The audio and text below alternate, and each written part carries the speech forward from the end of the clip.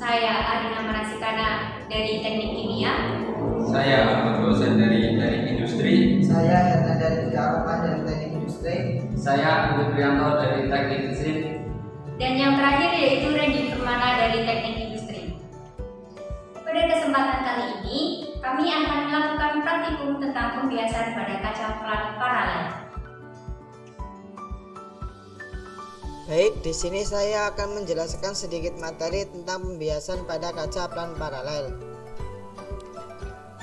Dalam kehidupan sehari-hari, contoh pembiasan cahaya yang sering kita temui yaitu pembiasan pada pensil.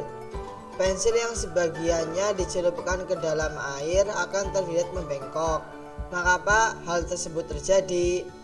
Pensil yang sebagian pada batangnya tercelup ke dalam air akan terlihat bengkok apabila dilihat dari luar.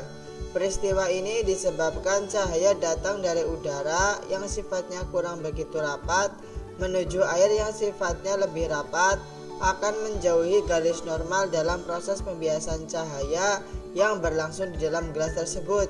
Sehingga apabila dilihat dari luar gelas, batang pensil akan tampak seperti bengkok.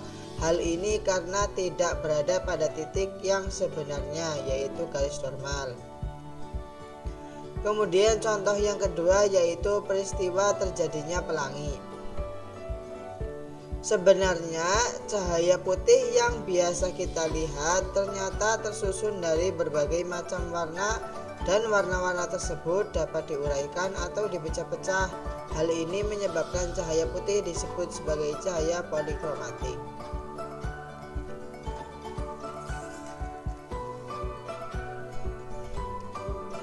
Tujuan praktikum. Adapun tujuan dari praktikum ini yaitu yang pertama menentukan sudut pembiasan pada kaca pelan paralel. Yang kedua menentukan sudut deviasi pada kaca pelan paralel. Dan yang terakhir yaitu menentukan indeks bias pada kaca pelan paralel.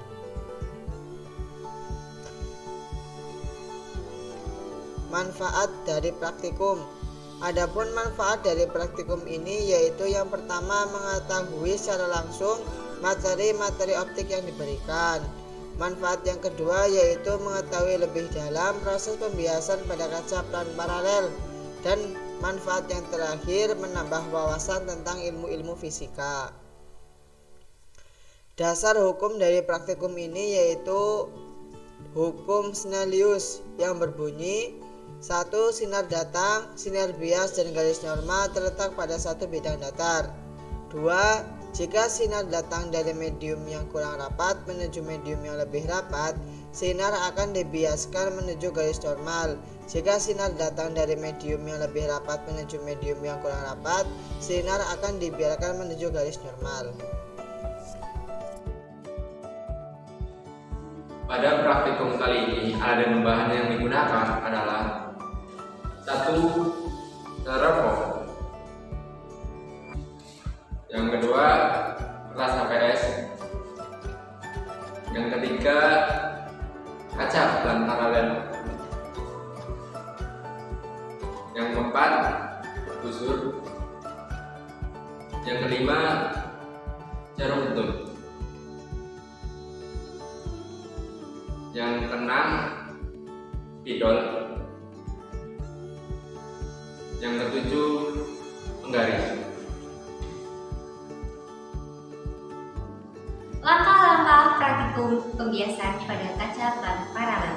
Yang pertama, letakkan styrofoam pada meja. Kemudian, ambillah kertas HVS, lalu letakkan pada styrofoam.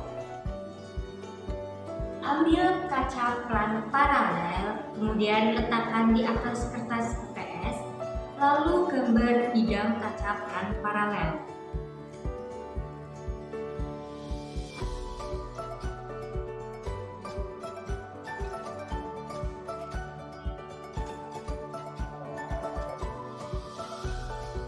Setelah itu, ambillah kaca pelan paralel, lalu ambil penggaris dan kita akan membuat garis normal.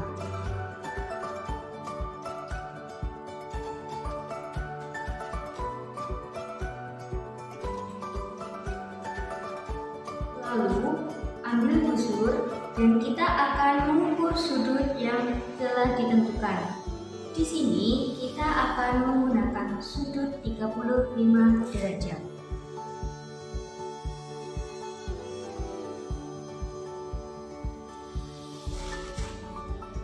Garis kembali seperti ini.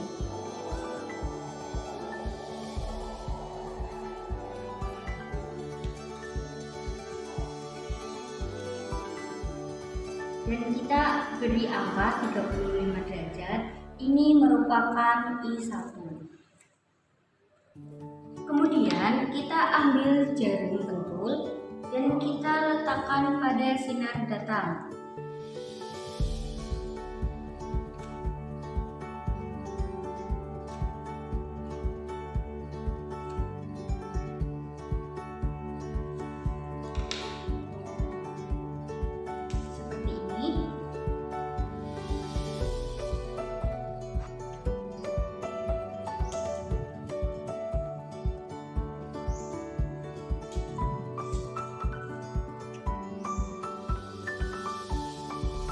Ambil kaca paralel, lalu kita letakkan seperti ini. Kemudian kita dapat mengamati dari sisi sebelahnya seperti ini, dan kita akan menandainya dengan jarum pentul, lalu kita tancapkan seperti ini.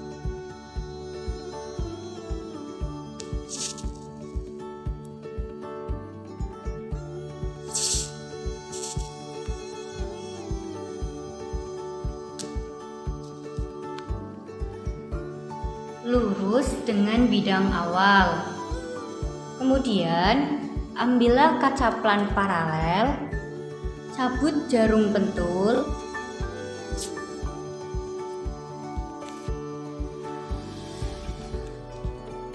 kemudian kita akan menggaris pada tanda jarum pentul tadi.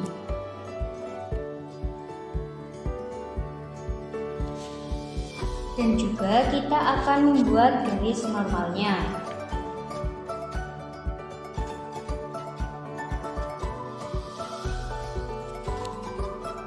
Ini adalah pergeseran sinar datang menuju sinar bias.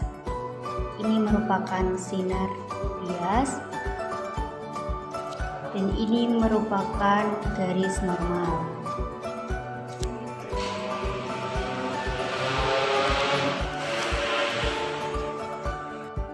Ini adalah pergeseran sinar datang menuju sinar bias.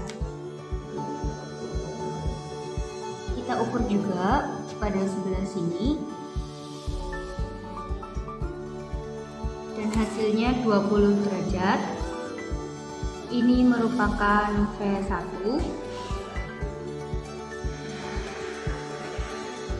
Ini juga 20 derajat. V2.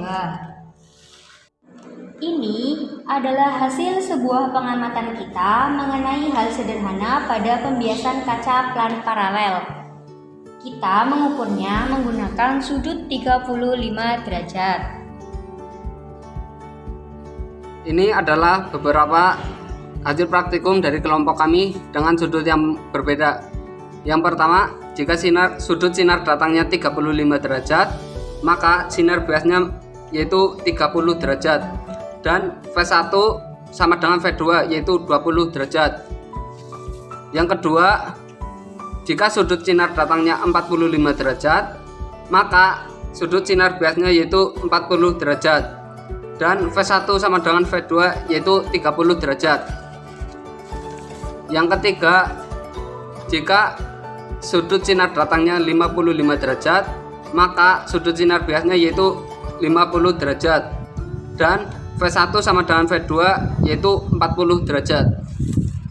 Pada praktikum fisika dasar kali ini dari kelompok 5 pada pembiasan kaca plan paralel. Mohon maaf apabila terdapat kesalahan. Sekian dan terima kasih. Wassalamualaikum